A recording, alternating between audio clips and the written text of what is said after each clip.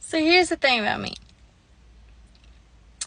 When you say that, keep in mind, love her.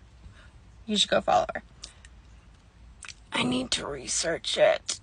So let me tell you guys what I have found to be the truth about tapping versus rubbing skincare products in.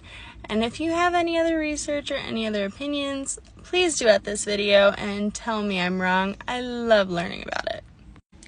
So I found this article on Livestrong, and this doctor, Mariano Busso, said that in fact rubbing a product on facial skin is usually recommended, and the forces that are with the rubbing may actually help. It will not actually break down any collagen or fibers that will lead to wrinkles. You would have to rub pretty hard. Okay, so Dr. Gordon said that she does not have a hard and fast rule about rubbing, and I'm gonna butcher her name and I really don't want to, but I think both of them work at Bella Skin, which is a huge cosmetic derm practice, but anyways, I don't want to butcher her name, I'm sorry. But she said as long as it's not uncomfortable and you're not like, she doesn't see an issue either. So, I read a little bit farther into this article.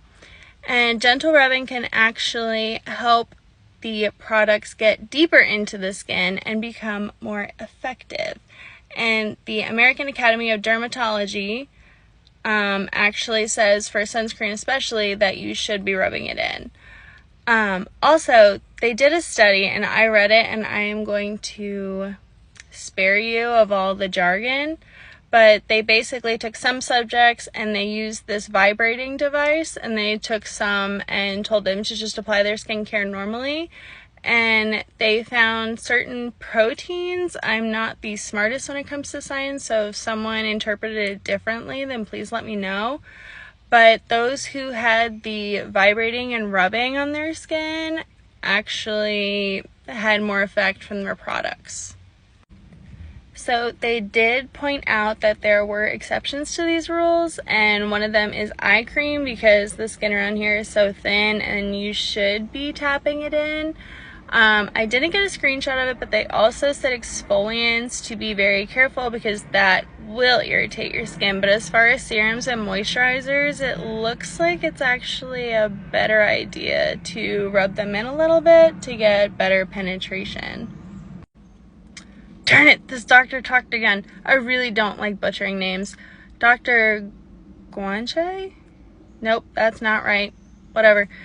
She says that you should be applying products gently with your fingertips using upward strokes on the face and neck, and avoid using the palms of your hands, which makes sense, but I don't know many people who do. I feel like I see more people when they pat, they're using the palms of their hands. But yeah, if you use the palms of your hands, he's basically saying that most of the product will end up in your hand and not on your face, so that's why the efficacy is decreased. And before you say anything, I did research the doctors. I did go on Dr. Busso's website. I hope I said your name right. But he specializes in treatments for rejuvenating skin and reducing, basically giving back the youthful appearance without surgery. And the president of the American Academy of Dermatology said that he is one of the world's leading experts in cosmetic fillers.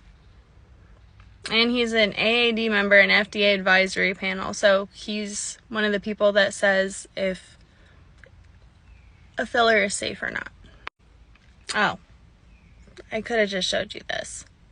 But he was honored to be part of the FDA advisory panel developing national guidelines for the use of cosmetic fillers. So,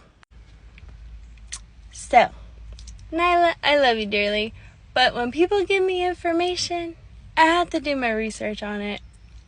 look, as much as I would like to go to my favorite influencer's page and say, okay, she said it, it is what it is, I'm a research girl. I really am. So if there's anything else that you've been told about skincare and you want me to do the research for you, please drop it in the comments. And again, if you don't think any of this information is true and you have other opinions or other studies that you want to bring forward, I would love to chat.